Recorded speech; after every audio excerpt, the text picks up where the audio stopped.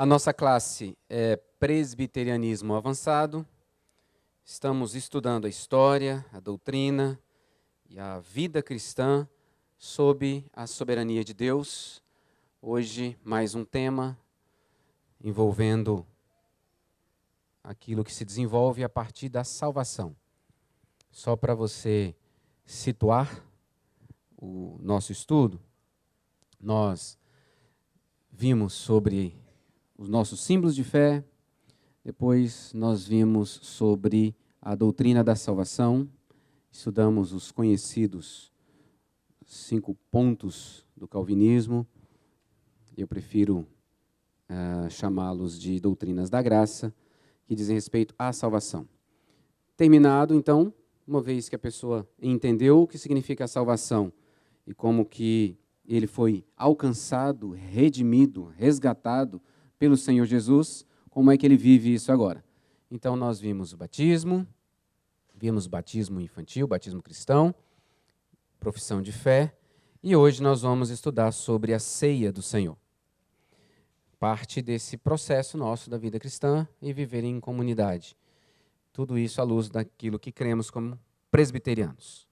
Antes, então, da gente entrar no tema, é importante um momento de oração, e eu trago essa oração do salmista para nos inspirar ou guiar na nossa oração. O salmista diz: ensina-me, Senhor, o teu caminho, e andarei na tua verdade. Dispõe-me o coração para só temer o teu nome. Salmo 86, verso 11. Veja, ele faz um pedido ao Senhor. Senhor, me ensine o teu caminho. Eu preciso saber qual que é o teu caminho para que eu possa andar por esse caminho. Se o Senhor me ensinar, eu vou andar nessa verdade. Só um parêntese, queridos. A maioria dos textos do Antigo Testamento, poéticos, como os Salmos, eles têm um recurso chamado paralelismo. Então, quando você lê, ensina-me, Senhor, o teu caminho, ele reforça a mesma verdade anterior a partir de uma expressão diferente. Andarei na tua verdade. Então, caminho e verdade são sinônimos para o salmista. Ensinar e andar são sinônimos. Tá? Então, ele quer que Deus ensine e ele quer andar nessa verdade. Mas ele reconhece, queridos, que ele não dá conta por si mesmo. Por isso, ele faz mais um pedido. Senhor, me ensina. Senhor, eu quero andar. Mas, Senhor, inclina o meu coração para isso. Senão, não vou conseguir. Então, aqui estamos nós pedindo: Senhor, me ensine a tua palavra. Senhor, eu quero ser obediente ao Senhor, eu quero viver conforme a tua palavra. Mas, Senhor, dispõe o meu coração para isso. Senão, não vou conseguir. Vamos orar? Por isso, quem gostaria de orar por nós? Alguém, voluntariamente, gostaria de interceder por nós? Eu vou levar o microfone aí. Vai ser o Marcos, né?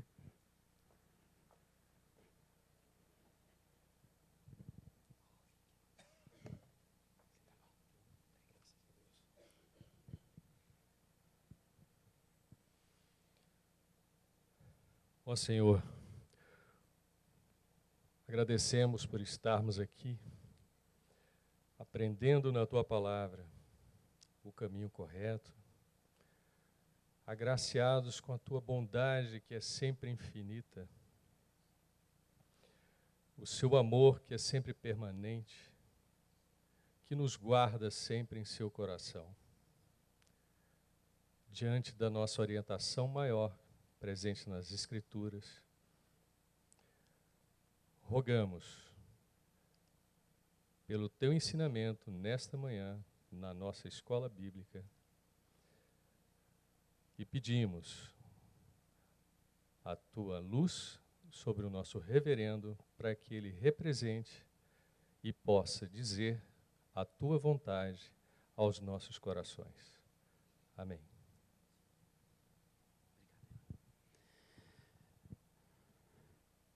Nosso tema hoje, então, o nosso objetivo é estudar sobre a ceia do Senhor. E nós pensamos no título da nossa classe, então Deus nutre. A ceia é relacionada diretamente com a nutrição de Deus para nós. Provavelmente, de todos que aqui estão, você participa da ceia. E talvez você esteja, eu já sei tudo sobre ceia. Vamos ver. De repente tem algo que a gente precisa sempre aprender ou resgatar, lembrar daquilo que diz respeito à nossa vida cristã. E participar da ceia é uma dessas. Antes da gente entrar, então, na ceia, como eu trouxe esse tema, Deus nutre, o que significa nutrir para você? O que é nutrir? Tem nutricionistas aqui? Tem, olha lá. Ó, ali.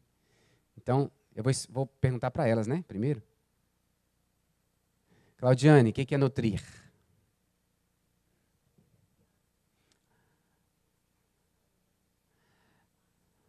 Olha só que legal. Alimentar com nutrientes cada célula do corpo. Alguém discorda dela? Não, né? Alguém quer colocar mais alguma coisa? Nutrir. Alimentar cada célula do corpo com nutrientes necessários. Ok.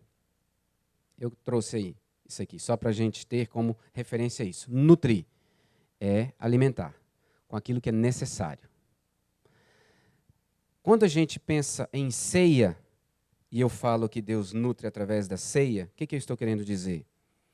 Que através da ceia, Deus quer nutrir cada um do seu povo com as substâncias necessárias para o seu desenvolvimento espiritual.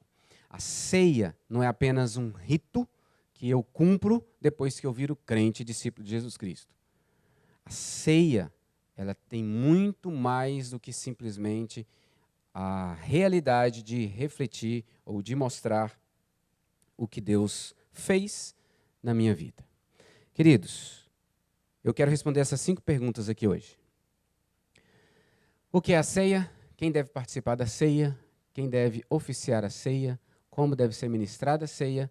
E Páscoa e ceia, tem alguma relação? Esse vai ser o meu roteiro com vocês.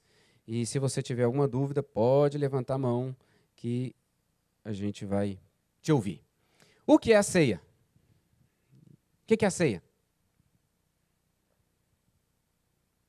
O que é a ceia? Você participa da ceia. O que é a ceia? Como você define a ceia? É a representação do corpo e do sangue de Jesus Cristo.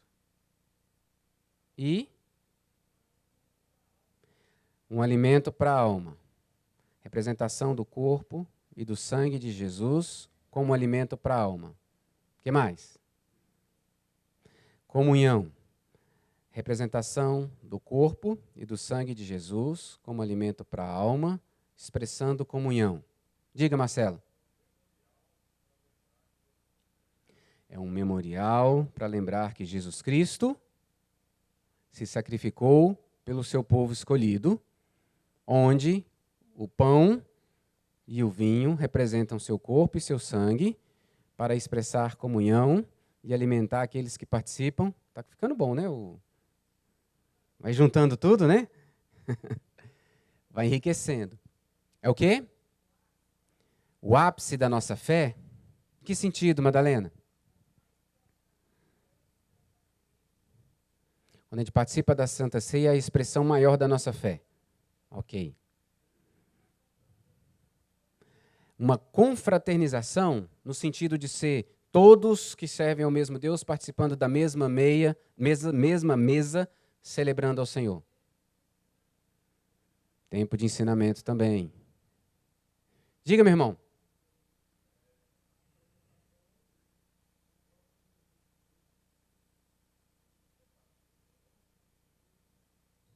Ok. Representação do próprio Senhor Jesus ali, partindo o pão e o vinho. Diga, Ebenezer. Representação da Páscoa. Ok. Oi?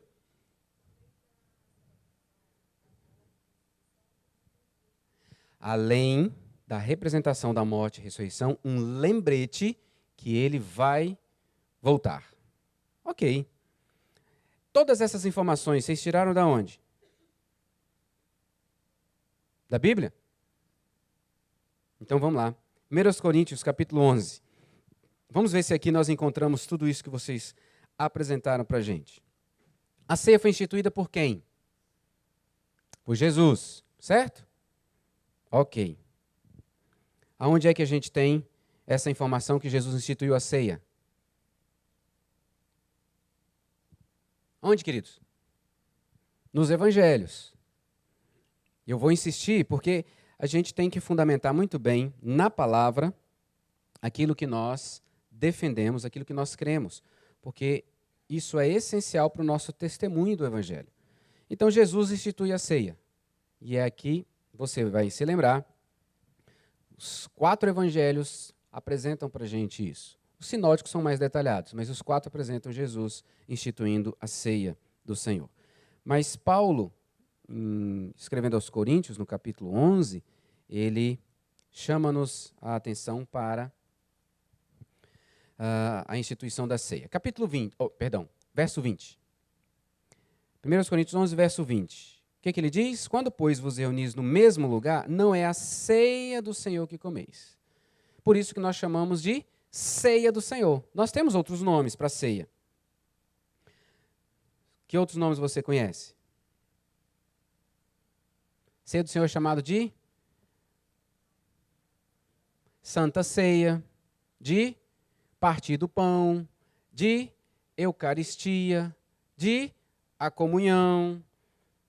Mas nós aprendemos com Paulo, e esse é o termo que mais comumente chamamos, ceia do Senhor. Senhor Jesus instituiu esse momento da ceia, ele está presente na ceia, ele conduz a ceia, é um momento onde ele chama todos os que são seus para estar ao redor da mesa, participando de uma refeição que testemunha da sua obra na cruz para a salvação do seu povo escolhido.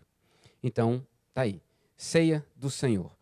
Paulo está exortando os coríntios que não estão obedecendo ou seguindo a orientação clara de Jesus sobre a ceia. Verso 23, ele diz, porque eu recebi do Senhor, e esse Senhor refere-se a Jesus Cristo, o que também vos entreguei, que o Senhor Jesus, na noite em que foi traído, tomou o pão, e tendo dado graças, o partiu e disse, isto é o meu corpo, que é dado por vós, fazei isto em memória de mim. Por semelhante modo, depois de haver ceado, tomou também o cálice, dizendo, este cálice é a nova aliança no meu sangue. Fazei isso todas as vezes que o beberdes em memória de mim. Porque todas as vezes que comerdes este pão e beberdes o cálice, anunciais a morte do Senhor até que ele venha. Então aqui, Paulo define para a gente, ensina para a gente o que é a ceia. Na noite em que Jesus foi traído, ele institui esse sacramento onde corpo e sangue são simbolizados pelo pão e pelo vinho, fruto da videira, que é chamado de ceia do Senhor, e ele diz que é para isso ser feito perpetuamente até ele voltar. Como o texto fica claro para a gente no verso de número 26. É para anunciar a morte do Senhor até que ele venha. Então, isso é ceia. Eu trouxe aqui uma definição, né, para a gente refletir sobre tudo isso. Um sacramento que comemora, celebra e proclama o sacrifício único, perfeito e completo de Cristo, que Cristo fez para a redenção do seu povo. É nutrimento espiritual para quem participa, poderoso símbolo da comunhão com Jesus, poderoso símbolo da comunhão com os outros que também foram alcançados pela graça. Eu acho que contempla aquilo que vocês colocaram aqui como definição da ceia. A ceia, portanto, é um sacramento instituído por Jesus. Lembram quando eu falei sobre batismo, do que significa sacramento? Sacramento, um juramento, a palavra tirada do contexto grego, romano, onde um soldado fazia um juramento de ser fiel até a morte ao compromisso de servir ao imperador. Então, essa palavra não está na Bíblia, mas nós trazemos para nós e aplicamos. O sacramento, tanto o batismo quanto a ceia, eu estou dizendo que tenho um compromisso de fidelidade até a morte com aquele a quem eu sirvo, que é Jesus Cristo, o meu Senhor, o meu Salvador. O que é a ceia? Alguma pergunta? Ficou claro o que é a ceia? Ceia é isso. Quem deve participar da ceia? Quem? Quem deve participar da ceia do Senhor? Qualquer pessoa? Não. Aquele que está em comunhão com o Senhor. Como é que eu entendo aquele que está em comunhão com o Senhor? O que essa expressão te diz? Aquele que está em comunhão com o Senhor. O que é necessário para ter comunhão com Jesus?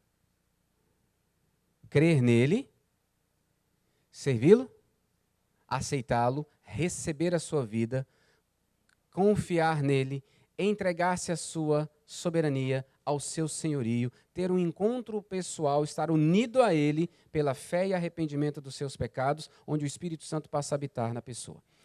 Comunhão com Cristo é pertencer a Jesus, tendo-o como seu Senhor e Salvador. E isso é através de uma confissão de que ele, de fato, é meu Senhor, meu Salvador.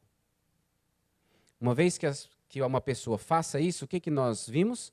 Que, uma vez ela fazendo essa confissão, ela então faz parte da igreja invisível, é parte do corpo de Cristo, mas deve fazer parte da igreja visível, de uma igreja local, onde ela geralmente vai passar por estudos para entender o que é a sua fé e então assumir um compromisso com uma igreja local, uma igreja com a família da fé. Então essa pessoa está em comunhão com Cristo e em comunhão com uma igreja. Ok? Então quem deve participar da ceia é a pessoa que confessou Jesus como seu Salvador e passou, pelo discipulado para entender o que é aquilo, passou pelo batismo e agora está caminhando com a igreja a partir das doutrinas básicas da fé cristã. Muito bem. Na Igreja Presbiteriana de Brasília, nós temos a classe Ser Cristão hoje, que prepara as pessoas que entregaram a vida a Cristo, no entendimento do que é a sua fé, o seu compromisso, do que é essa nova situação da vida, a nova vida que ela recebeu, para poder, então, após, participar da ceia. Os nossos juniores, que desejam também professar a fé em Jesus Cristo, estão passando por um curso durante todo o ano, de 9h30 às 10h30 eles estão estudando, para no final do ano eles poderem também confessar Jesus como Senhor e Salvador da sua vida, com consciência do que significa isso, e participarem, então, da primeira ceia deles. Ok, quem deve participar da ceia? Todos os verdadeiros discípulos de Jesus Cristo, em comunhão com sua igreja genuinamente evangélica. Aí, essa expressão eu quero explicar, porque diz respeito a uma questão que nós cremos como presbiterianos e a orientação bíblica nos traz. Quando nós vamos conduzir a ceia, são convidados a participar da ceia do Senhor todos aqueles que confessam Jesus Cristo como seu Senhor e Salvador, que fazem parte de uma igreja, e aí entra o genuinamente evangélica, porque algumas igrejas se dizem evangélicas, mas o entendimento de ceia, entendimento de batismo, entendimento de vida com Cristo é diferente daquilo que a Bíblia apresenta. E então, preocupados com a exortação que Paulo faz para a gente, dos versos 27 até 32, nós temos esse cuidado de deixar isso claro para a pessoa, que ela não deve participar da ceia se realmente Jesus não é o seu Senhor e Salvador, se ela não está em comunhão com uma igreja genuinamente evangélica. Daqui a pouco nós vamos entrar sobre essa questão do cuidado, dos versos de 27 a 31, mas só para você entender por que dessa afirmação.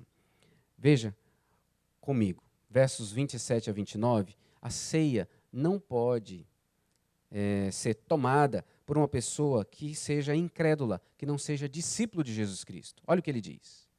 Aquele que comer o pão ou beber o cálice do Senhor indignamente será réu do corpo e do sangue do Senhor. Examine-se, pois, o homem a si mesmo, e assim coma do pão e beba do cálice. Pois quem come e bebe sem discernir o corpo, come e bebe juízo para si. Discernir o corpo é igual a ter consciência do que significa a obra de Jesus Cristo. Se a pessoa não tem consciência do milagre da vida eterna, da comunhão que existe entre pessoas pecadoras com um Deus santo, se ela não conhece Cristo como seu Senhor e Salvador, ela não pode participar da ceia, não deve. E é isso que Paulo está dizendo aí. Agora, há um outro grupo também. Capítulo 10, verso 21 de 1 Coríntios. Ele diz assim: Não podeis beber o cálice do Senhor e o cálice dos demônios. Não podeis ser participante da mesa do Senhor e da mesa dos demônios. Estaria ele apenas falando aqui daqueles que cultuam demônios, ou seria uma expressão que soma com a dos que nós lemos aqui, alguém que ainda não professa Jesus como Senhor e Salvador? É um outro texto onde Paulo diz: quem não tem comunhão com Deus, quem não tem comunhão com Cristo, não pode participar da ceia. É um incrédulo, não pode participar. Agora volta um pouquinho mais, capítulo 5. Capítulo 5, Paulo começa falando, chamando a atenção da igreja, porque tem imoralidade lá dentro e eles não estão tratando isso. Não disciplinaram alguém que está agindo contrário à verdade bíblica. Nos versos 6, 7 e 13, olha o que ele diz. Não é boa a vossa jactância. Não sabeis que um pouco de fermento leveda a massa toda? Lançai fora o velho fermento, para que sejais nova massa, como sois de fato, sem fermento. Pois também Cristo, nosso Cordeiro Pascual, foi imolado. Verso 13. Os de fora, porém, Deus os julgará. Expulsai, pois, de entre vós o malfeitor. Você pode ler todo o texto depois, mas o que Paulo está dizendo é o seguinte: esse que está agindo contrário ao evangelho deve ser disciplinado. Sendo disciplinado, ele não deve participar da comunhão junto com a igreja. Então, aqueles que são disciplinados, cometeram algum pecado que escandaliza e que testemunha negativamente do evangelho e foi disciplinado pela liderança da igreja, esse ficará afastado da comunhão, da ceia, geralmente por um tempo indeterminado, e é o tempo para que essa pessoa, mesmo que ela tenha se arrependido e confessado o seu pecado, para ela digerir a implicação desse ato dela e voltar conscientemente a participar do momento da ceia, da comunhão com os irmãos da fé. Então, quem pode participar ou quem deve participar? Crentes em Jesus Cristo, que o confessam como Senhor e Salvador. Quem não deve? Incrédulos, disciplinados e as crianças. As crianças também não participam. Mas, pastor, elas não foram batizadas, nós não cremos que elas fazem parte da aliança. E uma vez sendo parte da aliança, ela não participa das bênçãos da comunidade da fé. Ela não já faz parte da família da fé. Sim, mas nós vimos que ela não está salva. A criança que recebeu o batismo não está salva. Ela vai crescer participando da família da fé, receber o ensino do evangelho, participar daquilo que nós temos como igreja, das orações, dos louvores, vai aprender essas verdades, mas vai chegar um momento que ela vai confessar Jesus. Quando ela confessar Jesus, é o momento que ela tem entendimento e pode ter discernimento do que significa o ato da ceia. Enquanto ela não tem discernimento do ato da ceia, ela não deve participar da ceia. Essa é a posição da igreja presbiteriana do Brasil. Elas não conseguem examinar em si a si mesmas quanto ao que significa estar em Cristo. Estar unido com Cristo e entender o que significa estar unido com Cristo a partir do perdão recebido pela salvação da obra do Senhor. Ok? Então, quem participa?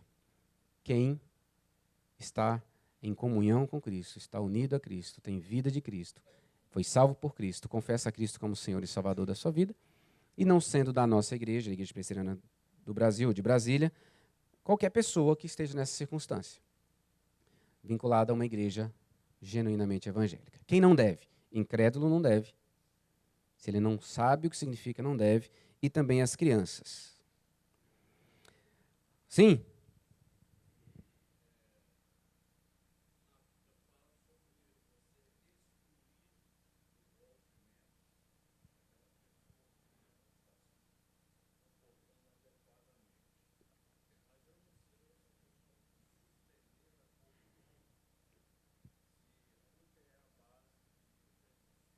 Ok.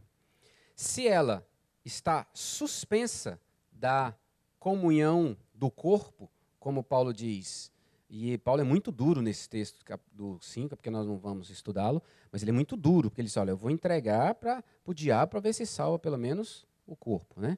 Ou seja, ele fala assim, vocês não podem viver como vocês viviam. E se tem gente em pecado dentro da igreja, essa pessoa tem que ser chamada. Se ela não se arrepende, ela tem que ser expulsa. Ela é excluída. Se ela é excluída da comunhão com a igreja, que lógica há dela poder participar da ceia?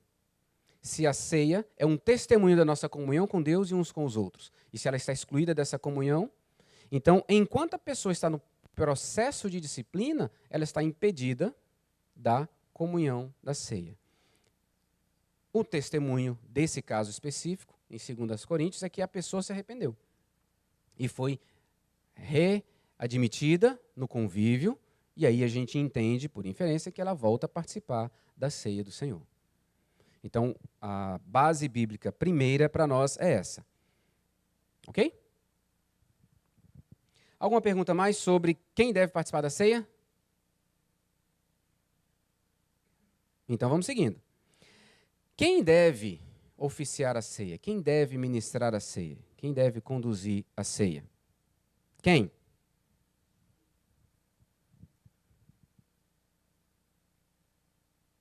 Quem, Samuel? Pastores?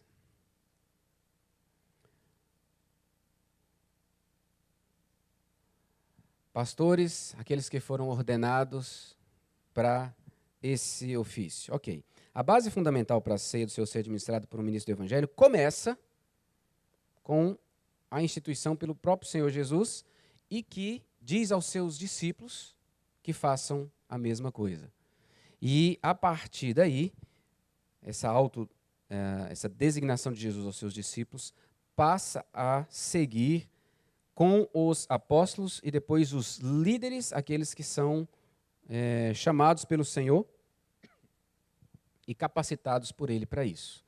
Então, quem deve oficiar a ceia? O ministro do Evangelho, legalmente ordenado para isso. A confissão de fé diz o seguinte: nesta ordenança, o Senhor Jesus constituiu seus ministros para declarar ao povo a sua palavra de instituição, orar, abençoar os elementos, pão e vinho, e assim separá-los do comum para o uso sagrado, tomar e partir o pão, tomar o cálice dele participando também, e dar ambos os elementos aos comungantes e tão somente aos que se acharem presentes na congregação. É o capítulo 29, item 3. Então, nós entendemos que aquele que é chamado por Deus ao sagrado ministério e é ordenado por Ele, capacitado por Ele, é quem Deus constitui responsável por conduzir a ceia, por oficiar a ceia do Senhor. Alguma pergunta aqui? O que você está vendo, ouvindo, né, e aprendendo, ou resgatando é aquilo que nós cremos como igreja presbiteriana e como temos feito e seguido. Como deve ser ministrada a ceia? E aí você já ouviu nesse item que eu li, que ela deve ser feita com grande zelo, reverência.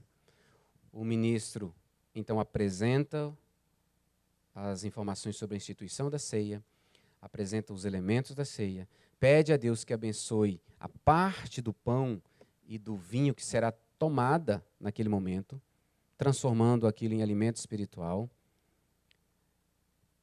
Ele ora, abençoando, agradecendo.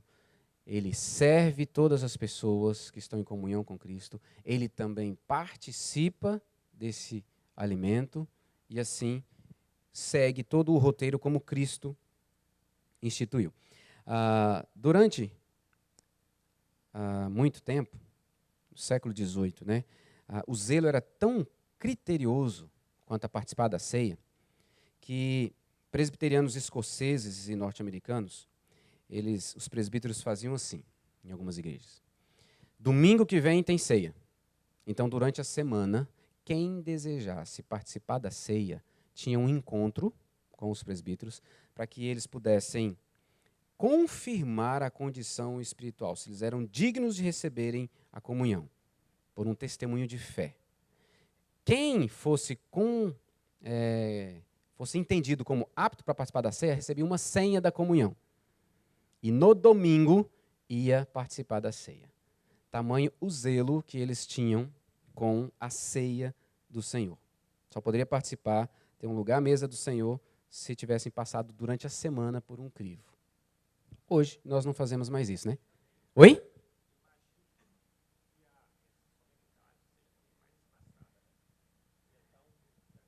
Não seria tão frequente, exatamente. Cabe ao Conselho, em termos de Igreja Presbiteriana do Brasil, o Conselho definir a frequência. Tem igrejas presbiterianas do Brasil que tem todo mês, todo domingo, algumas mensalmente. Aqui nós temos 2 vezes por mês. O primeiro domingo à noite, então hoje à noite teremos ceia, e o terceiro domingo pela manhã.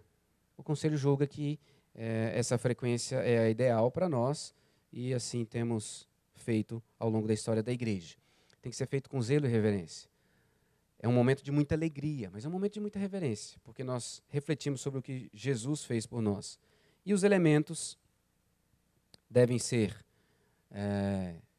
cuidadosamente preparados, distribuídos a todos que estão, e todos participam com essa expressão da comunhão.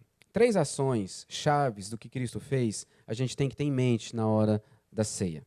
Primeiro, ele declarou que os elementos significavam e direcionou os seus discípulos a fazerem o mesmo. Então, nós temos que deixar muito claro o que significa o pão e o vinho. Pão é pão, vinho é vinho. Eles simbolizam o corpo e o sangue de Cristo. Eles não se transformam no corpo e no sangue de Cristo.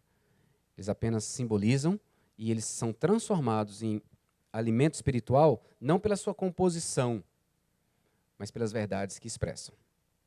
E aquela parte que é recebida, né, a parte do pão e do cálice que nós participamos, nós comemos, essa então traz para nós esse alimento espiritual. Segunda verdade que Jesus demonstra, característica importante, é a importância da oração. Jesus ora durante a ceia e deixa isso muito claro, abençoando os alimentos. E o momento que nós participamos da ceia é um momento importantíssimo para a gente poder expressar a Deus a nossa gratidão. Não apenas a oração do pastor que está oficiando e que consagra os elementos, mas a minha e a sua, que estamos participando da bênção do Senhor. E partir o pão e apresentar o cálice, distribuindo a todos os presentes e também participar.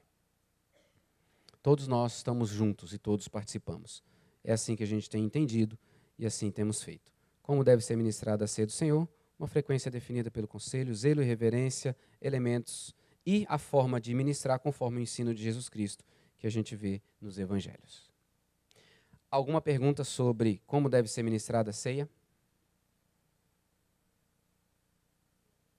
Oi, Lívia. Em nenhuma hipótese outra pessoa pode ministrar. Como presbiterianos, não. Só o pastor. Só o pastor. Tanto que quando está se plantando igreja e tem dificuldades, então o pastor vai lá para dar o que nós chamamos de atos pastorais, que é tanto o batismo quanto a ceia, oficiar a ceia. Exatamente pelo zelo que a gente tem, como Cristo teve com a sua instituição, a seriedade do que é a ceia. Mais alguma? Sim, minha irmã Marlúcia. Certo?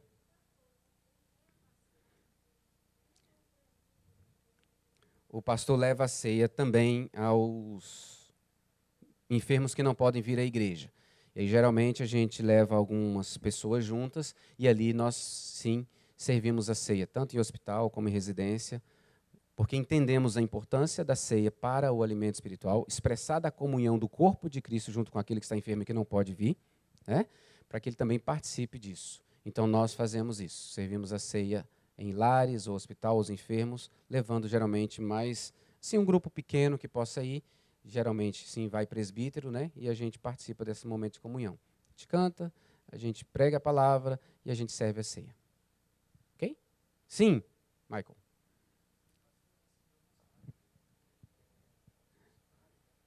Missionários. Uhum. Isso.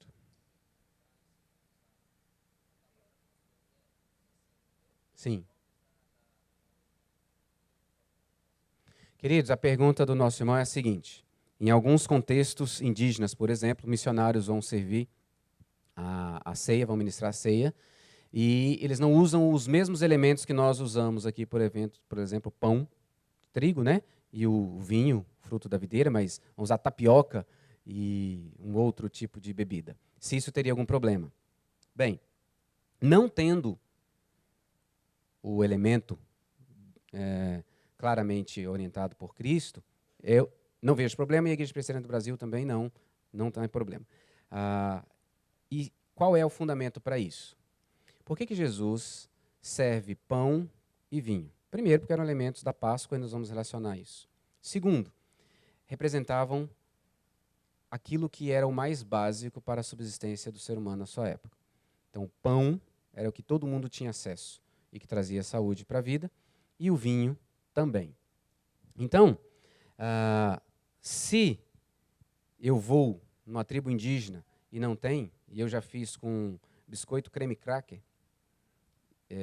ceia uma vez, porque não tinha o pão, não era a questão de o contexto, né? Mas não tinha o pão. Então, se não tem o pão, vamos fazer com o que nós temos aqui, e consagrando o elemento da mesma maneira. Mas no contexto de indígena, o que é para ele a subsistência? Talvez seja a tapioca, ou a farinha de mandioca, né? A farinha que vai gerar, a fécula que vai gerar ali a tapioca. Então, aquilo é um símbolo muito importante para ele. E talvez a bebida, não sei qual que se poderia usar, mas o importante é deixar claro que Jesus, fazer essa relação, Jesus como aquele que é o pão da vida, que se entregou por nós. E a ceia é a nossa expressão de adoração, de comunhão com Ele, pelo que Ele fez. Então, Ele é o alimento espiritual que eu preciso. Ok? Mais alguma? Vamos andar mais um pouquinho? Relação da Páscoa com a ceia. Há uma relação, sim, e uma relação muito importante. Abra agora comigo lá em Êxodo capítulo 12. O contexto, para que você tenha isso mais vivo na memória. Êxodo capítulo 12. O contexto é a última praga. Virá a última praga sobre o povo egípcio. E Deus vai instituir a Páscoa. Disse o Senhor a Moisés e a Arão na terra do Egito: Este mês vos será o principal dos meses, será o primeiro mês do ano. Isto era março ou abril, o mês de Abibe, tá? Falai a toda a congregação de Israel, dizendo: Aos 10 deste mês, cada um tomará para si um cordeiro, segundo a casa dos pais. Um cordeiro para cada família. Cada família ia pegar do seu cordeirinho, criado lá na sua casa, junto com as crianças, com a meninada, e ia pegar esse cordeiro, separar. Verso 4. Mas se a família for pequena, para um cordeiro, então convidará ele o seu vizinho mais próximo, conforme o número das almas, conforme que cada um puder comer. Por aí calculareis quantas bastem para o cordeiro. Aqui é um parêntese. Ele para de falar o que vai fazer com o cordeiro e abre um parêntese. Se a família for pequena, então você vai chamar outra família para participar dessa comunhão com você, com o cordeiro. Aí volta o verso 5. O cordeiro será sem defeito, macho de 1 ano, podereis tomar um cordeiro ou um cabrito, e o guardareis até o 14º dia deste mês, e todo o ajuntamento da congregação de Israel o imolará no crepúsculo da tarde. Quantos dias ele ia ficar reservado? 4 dias reservadinho lá, amarrado num cantinho, esperando o dia dele morrer. Ele não sabe disso, mas a família sabe. As crianças sabem. Todo o povo sabe. Completo. 14º dia, ia juntar todo o povo e cada um ia sacrificar o seu cordeiro. Tomarão do sangue e o porão em ambas as ombreiras e na verga da porta, nas casas em que o comerem. Naquela noite comerão a carne assada no fogo, churrasco, com pães asmos, sem fermento, e ervas amargas a comerão. Não comereis do animal nada cru, nem cozido em água, porém assado no fogo. A cabeça, as pernas e a fressura. Nada deixareis dele até pela manhã. O que, porém, ficar até pela manhã, queimá-lo-eis. Desta maneira o comereis. Lombos cingidos, sandálias nos pés, cajado na mão. Comê-lo-eis à pressa. É a Páscoa do Senhor. Porque naquela noite passarei pela terra do Egito e ferirei na terra do Egito todos os primogênitos, desde os homens até os animais. Executarei juízo sobre todos os deuses do Egito. Eu sou o Senhor. O sangue vos será por sinal nas casas em que estiverdes. Quando eu vir o sangue, passarei por vós, e não haverá entre vós praga destruidora, quando eu ferir a terra do Egito. Este dia vos será por memorial, e o celebrareis como solenidade ao Senhor. Nas vossas gerações o celebrareis por estatuto perpétuo. Até aqui. O que era a Páscoa?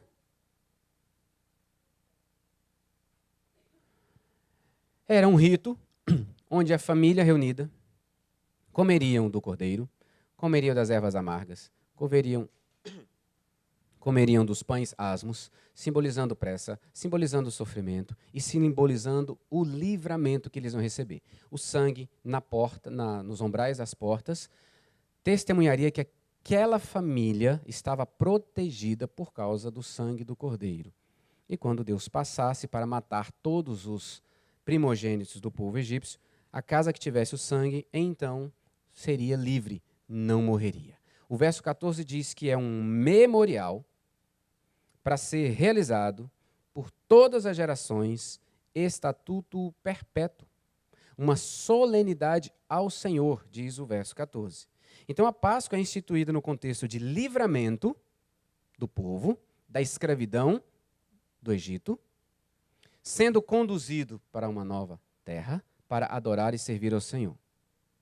Ele é realizado por uma família ou mais, dependendo do tamanho do cordeiro, do tamanho da família, de maneira que refletir a comunhão, estamos juntos, e aponta para Jesus Cristo, o Cordeiro de Deus que tira o pecado do mundo. Por isso que a Páscoa tem uma relação direta com a ceia. A Páscoa aponta para aquilo que eu e você precisamos hoje. Libertação da escravidão do pecado, comunhão com Deus, e o que faz isso é a pureza do sangue de Jesus aplicado na nossa vida. E assim como a Páscoa foi celebrada perpetuamente, geração a geração, a ceia instituída por Cristo deve ser celebrada de geração em geração até a volta de Cristo, quando ele diz que nós participaremos junto com ele. Aí participaremos junto com ele desse momento maravilhoso. O ato de Jesus, agora vamos para lá, Lucas 22. O ato de Jesus, ele impacta a vida dos seus discípulos, porque os discípulos sabiam que era Páscoa, e eles estão lá celebrando a Páscoa. Lucas, capítulo 22, versos 19 e 20. Ao afirmar que o seu corpo, o pão é o seu corpo e o cálice é seu sangue, Jesus dá um significado que impacta a vida dos discípulos, porque eles conheciam a Páscoa, há tanto tempo participavam da Páscoa, e ao ouvirem sobre o corpo e sangue, eles trazem à memória as partes presentes nos sacrifícios que estavam presentes na Páscoa. Lucas 22, versos 19 e 20. Tomando um pão, tendo dado graças, o partiu e lhes deu, dizendo: isto é o meu corpo, oferecido por vós. Fazei isso em memória de mim. Semelhantemente, depois de cear, tomou o cálice, dizendo: este é o cálice da nova aliança no meu sangue, derramado em favor de vós.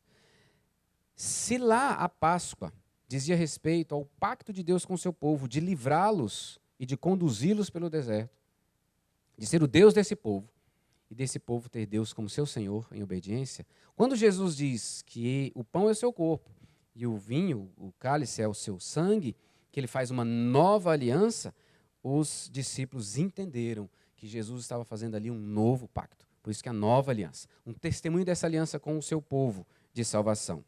E há um detalhe muito importante que eu quero destacar para você. Aonde que Jesus está firmando essa nova aliança? Jesus está em Jerusalém. E Jesus está pertinho do templo. E ele está pertinho da montanha onde estava construído o templo. E Jesus, então, lembra os seus discípulos com a sua palavra. O que aconteceu em Gênesis 22, 2, quando Isaac ia ser sacrificado para Abraão, no monte, o mesmo monte onde Jesus está perto. Também no mesmo local onde Davi sacrificou a Deus para expiar o pecado quando ele fez o censo. E Deus falou assim, você pecou e você tem 3 opções, escolha uma delas. E ele escolheu então que viesse a praga do Senhor sobre o povo, e ele vai correndo e sacrifica nesse monte. E por último, queridos, é o mesmo monte onde Salomão construiu o templo e fez uma oração de consagração, onde ele pede que Deus ouça a oração do povo que ali se reunir. Há um símbolo muito importante, muito forte para os discípulos, onde Jesus está e tudo que é trazido à memória deles. Jesus está firmando uma nova aliança no monte onde sempre houve sacrifício para que Deus perdoasse o pecado do povo. Agora abra comigo, Hebreus, capítulo 9, verso 12. Hebreus 9, verso 12. Não por meio de sangue de bodes e de bezerros, mas pelo seu próprio sangue, entrou no Santo dos Santos uma vez por todas, tendo obtido eterna redenção. Portanto, se o sangue de bodes e de touros e a cinza de uma novilha, aspergidos sobre os contaminados, os santificavam, quanto à purificação da carne, muito mais o sangue de Cristo, que, pelo Espírito eterno, a si mesmo se ofereceu sem mácula a Deus, purificará a nossa consciência de obras mortas para servirmos ao Deus vivo. O sacrifício de Jesus é o sacrifício verdadeiro, que acontece no mesmo lugar onde sacrifícios foram feitos para que a ira de Deus fosse aplacada e o perdão sobre o povo fosse concedido.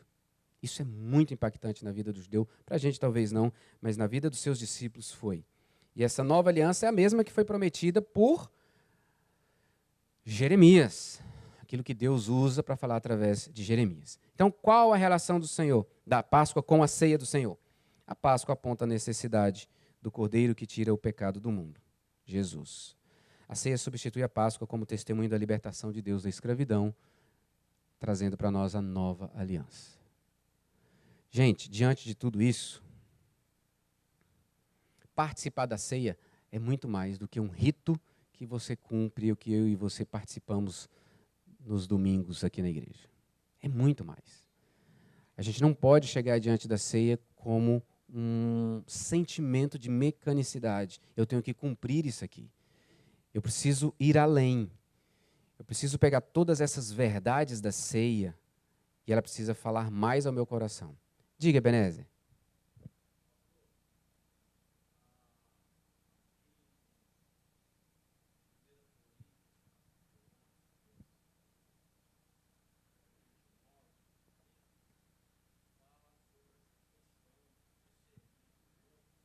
Sim.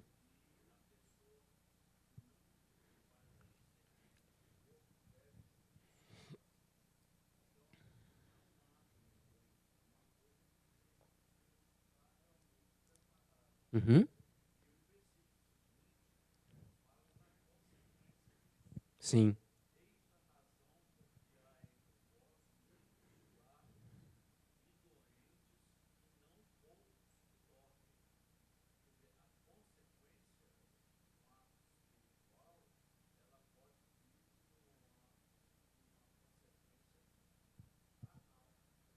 Sim, física.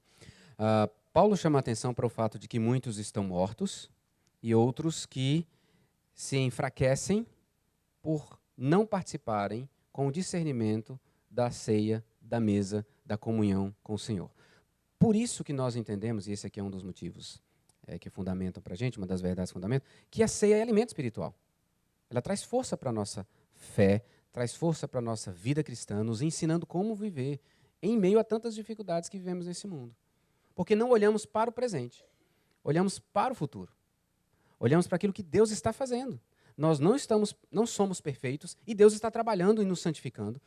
E isso não acontecerá até a volta de Jesus. Então, quando ele voltar, viveremos isso plenamente. E a ceia é esse momento onde as verdades são tomadas no nosso coração e nos fortalecem, nos lembrando de que não somos aqui, estamos aqui, mas não somos daqui. E que a obra que Cristo fez é perfeita. E eu já estou perdoado. Não há mais condenação. E eu estou desfrutando dessa vida e vou desfrutar dela plenamente. Quem não tem esse discernimento, quem não participa da ceia com esse discernimento, sim, não está recebendo o alimento que ela traz. Sim, Zé.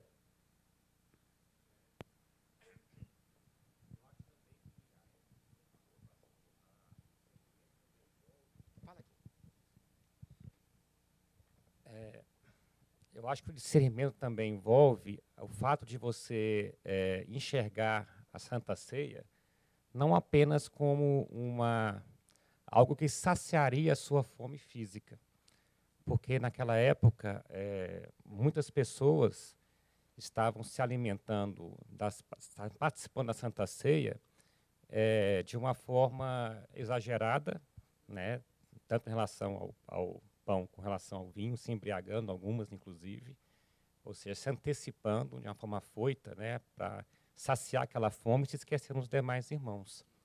Né? Então, assim, eu acho também que essa falta de discernimento, que ali é um símbolo de comunhão com Deus e com os outros, né, ou seja, não é apenas você saciar a sua fome, né, eu acho também que tem a ver com essa participação digna da Santa Ceia. Né? Isso mesmo, Zé. O contexto, isso é importante. O contexto em que Paulo apresenta para nós a ceia, no capítulo 11, é um contexto onde ele está repreendendo a igreja pela forma errada que eles estão participando da ceia, que começa aí no verso 17. Nisto, porém, que vos prescrevo, não vos louvo, porquanto vos ajuntais não para melhor, e sim para pior. Porque, antes de tudo, estou informado haver divisões entre vós quando vos reunis na igreja, e eu em parte o creio, porque até mesmo importa que haja partidos entre vós, para que também os aprovados se tornem conhecidos em vosso meio. Quando, pois, vos reunis no mesmo lugar, não é a ceia que comeis. Porque ao comerdes, cada um toma antecipadamente a sua própria ceia, e há quem tenha fome, ao passo que há também quem se embriague. Não tendes, porventura, casas onde comer e beber? Ou menosprezais a igreja de Deus e envergonhais aos que nada têm? Que vos direi? Louvar-vos-ei?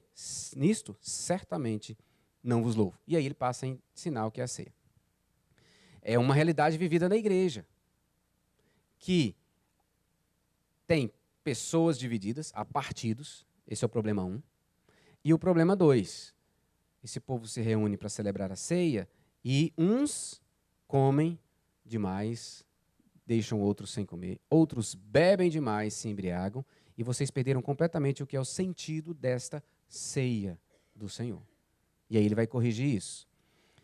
Quando a gente lê o discernir o corpo, então todo o contexto está envolvido.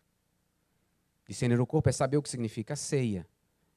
Envolve, então, saber que eu estou em comunhão com Deus, mas em comunhão com o outro. E como é que eu vou participar da ceia sem resolver esse problema de comunhão com o outro? Se ela está quebrada. Então, os aspectos, e eu quero seguir para as aplicações, porque elas nos ajudam a entender como que a ceia é muito mais do que vir aqui, pegar o pão, agradecer, tomar o vinho, agradecer. Vai além disso, pelos aspectos que envolvem toda a nossa participação. Por que Judas participou da última ceia? Por que ele participou da última ceia? Como discípulo de Jesus Cristo, participou da ceia. Era discípulo de Jesus Cristo, Jesus estava instituindo a ceia, ele participa da Páscoa, junto com todos os outros discípulos.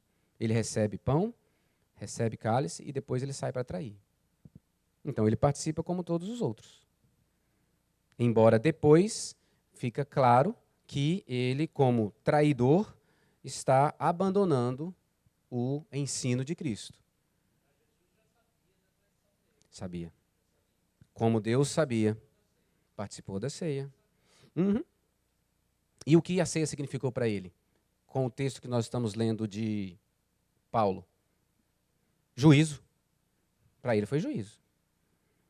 Para aquele que não se entregou a Cristo, a ceia foi juízo. Sim, diga.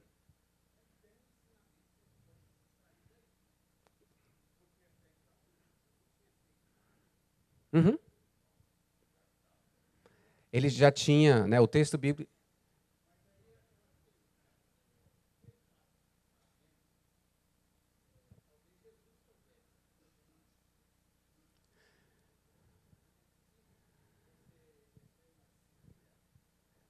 Não, não tem como. Jesus sabia como Deus, porque ele era. Os discípulos não sabiam, tanto que quando ele diz para ele sair e fazer o que ele tinha que fazer, fica todo mundo, o que ele vai fazer? O que ele vai fazer? Os discípulos não sabiam. Jesus sabia sim. Mas Jesus, até o último momento, chama Judas ao arrependimento. Até quando ele dá o beijo de traição, amigo, você me trai com um beijo. Até ali Jesus está querendo trazer Judas de volta. Só que não tinha jeito. Não tinha jeito. Diga, meu irmão. Teve remorso. Teve remorso.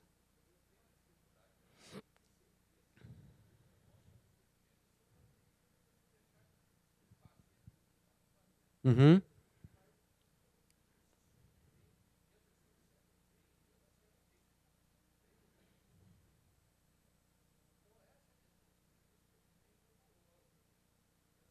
A questão de Judas é nebulosa por causa do remorso. Tá. Qual a diferença entre remorso e arrependimento? Remorso e arrependimento.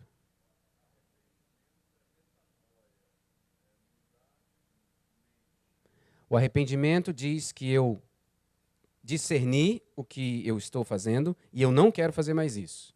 Então eu me arrependo disso que eu fiz, não quero fazer mais isso. E remorso?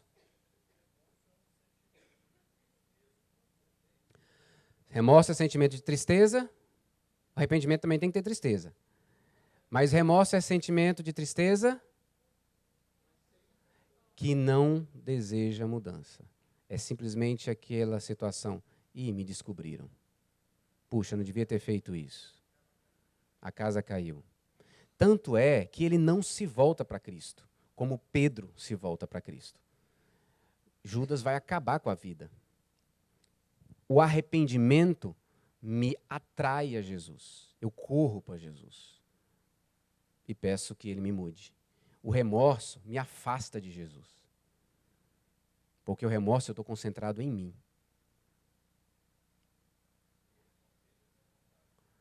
É.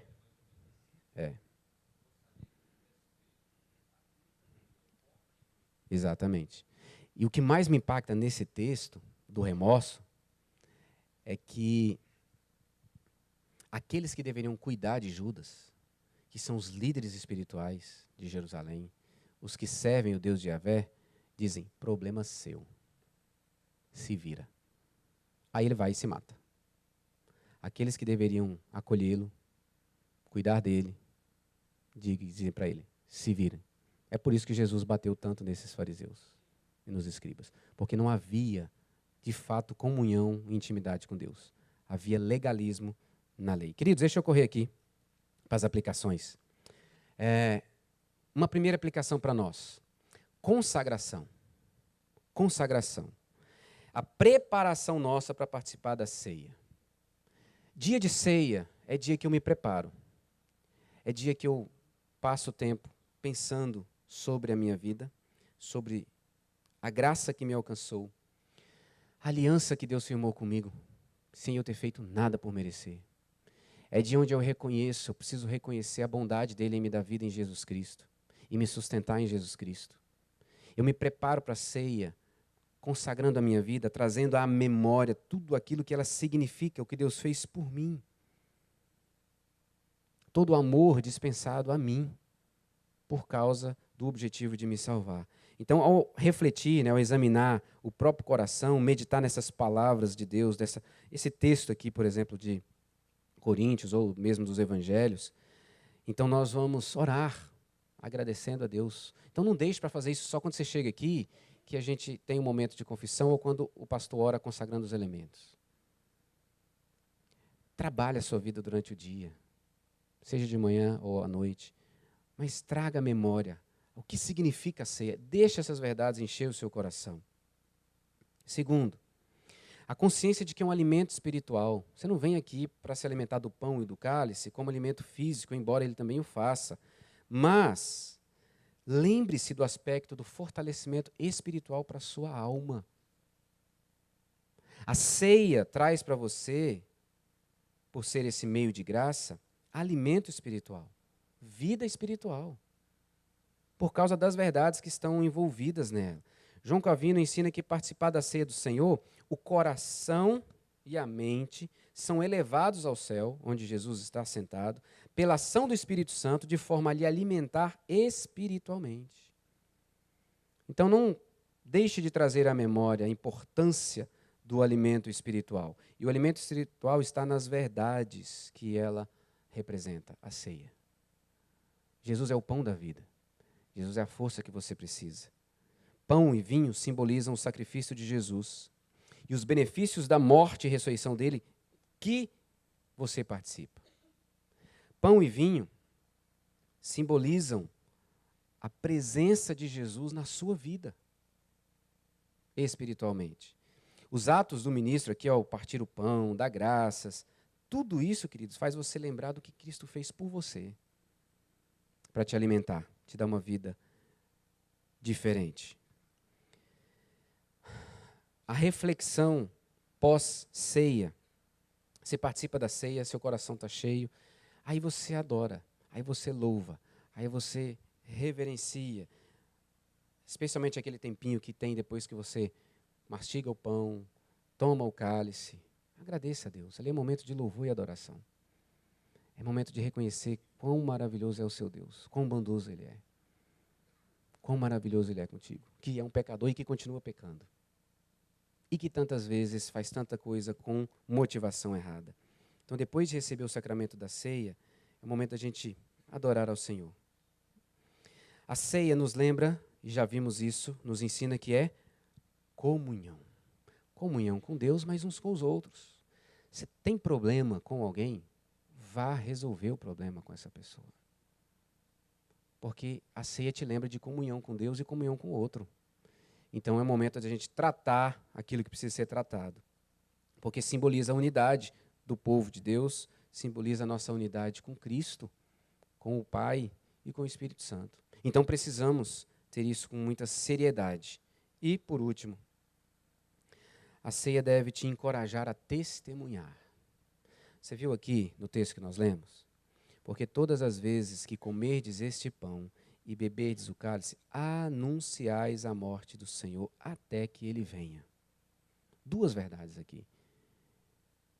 Anunciar a morte do Senhor diz respeito ao ato da ceia que anuncia a morte e ressurreição, a obra, mas está dizendo que você precisamos anunciar. Porque a ceia me lembra da minha responsabilidade de anunciar. A segunda verdade, até que Ele venha. O que é necessário para que Cristo volte? Todas as pessoas ouçam o Evangelho. Quem é responsável por levar o Evangelho às pessoas que ainda não ouviram? Eu e você. Então a ceia é um testemunho. E ela me lembra que eu tenho que testemunhar. Que eu tenho que anunciar. Que eu tenho que apresentar quem é o meu Jesus, o que Ele fez, para que as pessoas também possam participar conosco dessa grande mesa. A mesa que é de todo o povo de Deus, escolhido de todas as épocas, de todas as nações, de todos os povos. Então, queridos, a ceia é algo muito importante para nós. Muito importante. É muito mais do que participar dominicalmente ou mensalmente quando nós estamos diante dela. A ceia dá glória a Deus, pois mostra quem Ele é e o que Ele está fazendo no mundo. O que Ele fez na sua vida, recebendo assim a nossa adoração, o nosso louvor. Participe da ceia com muita alegria. Reverência sim, mas com muita alegria, porque você participar da ceia é um milagre de Deus. Ele salvou a sua vida e te trouxe para a sua família. E Jesus está nos chamando, venha participar comigo na mesa que eu mesmo sou o anfitrião. Diga, Ebenezer.